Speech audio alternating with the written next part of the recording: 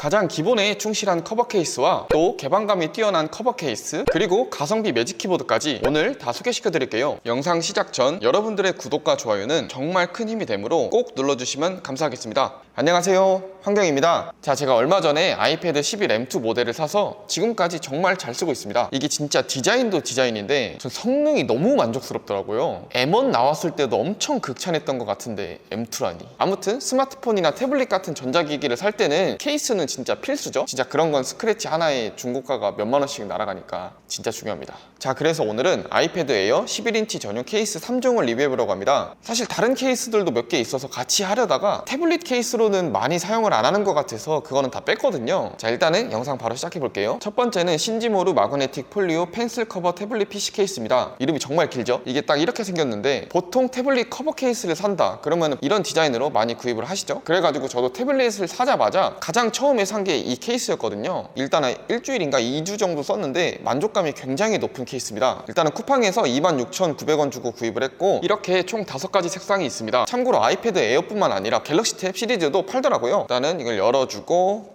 그리고 열어준 다음에 이 아이패드 에어를 이렇게 놓으면은 자력에 의해서 케이스와 태블릿이 결합을 하게 됩니다. 그다음에 닫고 이렇게 덮어줄 수가 있죠. 그리고 자력 같은 경우에는 한번 확인을 해보면은 약간 떨리긴 한데 이 정도면 괜찮죠? 일단은 전체적인 디자인은 정말 깔끔합니다. 다만 이런 케이스들의 아쉬운 점은 잘 보시면 여기 사이드가 다 뻥 뚫려 있죠. 그렇기 때문에 혹시나 만약에 이 상태에서 떨어뜨렸을 때 이 부분이 보호가 되지 않기 때문에 정말 마음이 아프실 수도 있습니다. 그래도 디자인적으로는 정말 괜찮은 케이스라서 조심히만 쓰신다면은 정말 좋은 케이스라고 생각이 듭니다. 이런 케이스들은 태블릿을 사용하다가도 화면을 덮어주면은 바로 잠금 화면으로 설정이 되거든요. 이게 자동 온오프 기능이 들어가 있는 건데 이렇게 접어주면은 거치의 기능으로도 쓸 수 있습니다. 또 그리고 애플 펜슬 많이 사용하시잖아요. 전 물론 짭이지만요. 이것도 이 케이스에 보관을 할 수가 있는데 이렇게 결합을 하고 닫고 닫아주면은 이렇게 애플 펜슬을 보관할 수 있습니다. 간혹가다 이런 애플 펜슬 자력 홀더가 없는 케이스들이 있으니까 한번 꼭 확인을 해보시고 구매하시는 것을 추천드립니다. 아무튼 이 기능으로 손쉽게 펜슬을 보관할 수 있고 또 그리고 사용하면서 느낀 거는 일체감이 정말 좋더라고요. 아무래도 두께가 6.1mm로 얇으니 확실히 슬림해서 더욱 그렇게 느꼈습니다. 이 케이스의 무게는 264g으로 무거운 건 아니지만 이것보다 가벼운 케이스들이 솔직히 많아서 진짜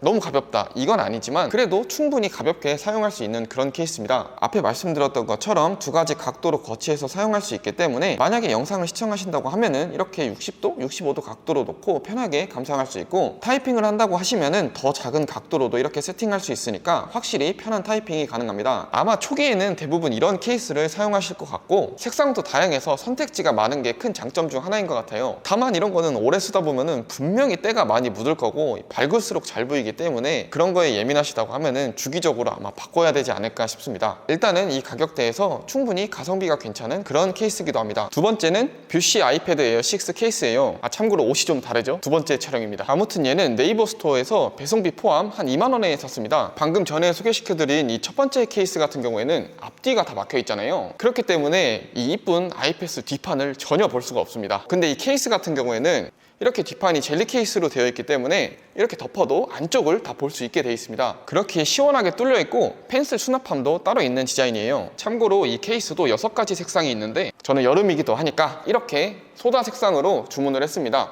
이것도 똑같이 결합을 해주면 되는데 이렇게 하면은 결합이 잘 된 걸 볼 수 있고 이쪽은 펜슬을 수납할 수 있는 곳이죠.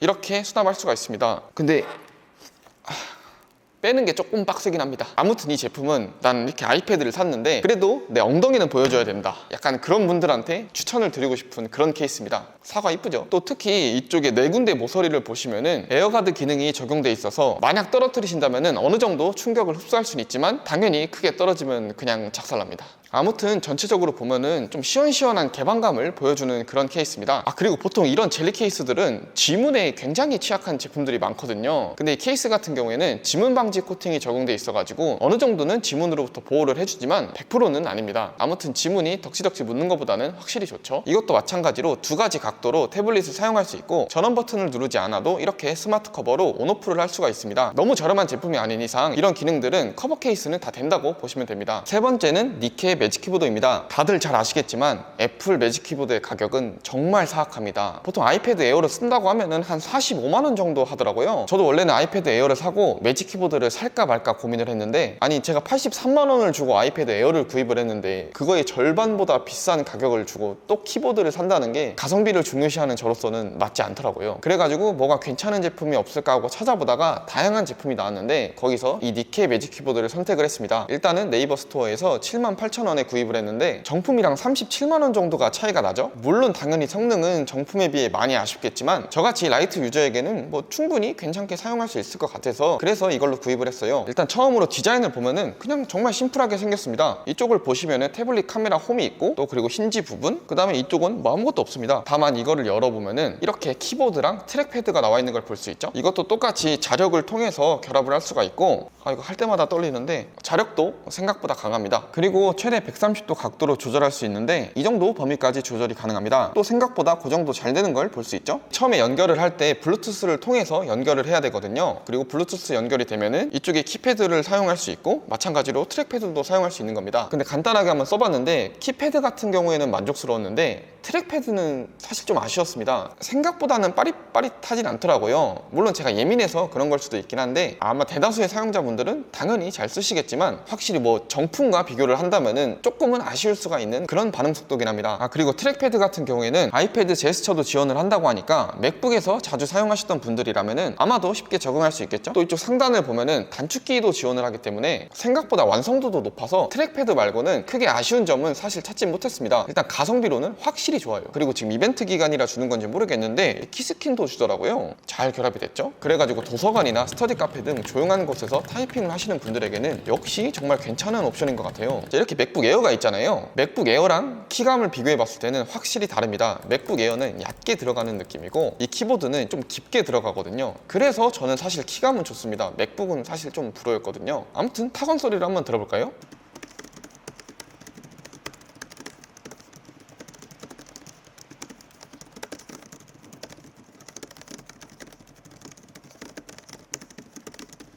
일단은 지금까지는 좋은데 아쉬운 게 무게입니다. 제가 사용하는 아이패드 에어 11인치의 무게는 466g인데 이 니케 매직 키보드의 무게는 무려 650g이죠. 무려 약 200g이 더 무겁기 때문에 이렇게 두 개를 결합을 해서 접고 들고 다니면은 사실 확실히 무게감이 좀 크게 느껴집니다. 생각보다 무거워요. 휴대성은 그럭저럭 괜찮지만 그래도 처음 들어보시면은 저랑 똑같이 느끼실 겁니다. 뭐 아무튼 이렇게 접어서 들고 다니다가 필요할 때 열고 전원을 킨 후에 바로 타이핑을 할 수 있으니까 매직 키보드의 강점을 저렴한 가격으로 느낄 수 있다는 게 확실히 좋은 것 같아요. 또 당연히 충전이 필요한데 우측 C포트로 충전이 가능하고 블루투스 연결을 통해서 배터리의 잔량을 쉽게 확인할 수 있습니다. 일단은 정품 키보드 대비 20%도 안 되는 금액으로 살 수 있는 가성비 매직 키보드임에는 확실하고 다양한 단축키와 트랙패드까지 지원을 해서 정말 매력적인 제품이라고 생각합니다. 그렇다고 내구성이 약한 것도 아니어서 완성도도 정말 높은 제품인 것 같아요. 근데 역시 앞에 말씀드렸던 것처럼 이렇게 두 개 결합을 하면은 11인치 대비 무게가 1.1kg가 되기 때문에 그 부분은 어느 정도 감수를 하셔야 됩니다. 그래도 가격을 생각을 해서 타협할 거 타협한다면은 충분히 잘 사용할 수 있는 그런 매직 키보드가 될 것 같습니다. 자, 오늘 이렇게 아이패드 에어 11인치 케이스 3종을 리뷰해봤습니다. 다 각각의 매력이 있었던 제품이었죠. 첫 번째와 두 번째는 가장 많이 사용하는 커버 케이스로 다양한 색상을 선택할 수 있었고 또 거치하면서 편하게 사용할 수 있는 장점이 있었습니다. 그리고 세 번째 매직 키보드는 정품이 너무 비싸서 부담스러웠던 분들이라면 어느 정도 괜찮은 선택지였죠. 오늘 영상이 도움이 되셨다면 구독과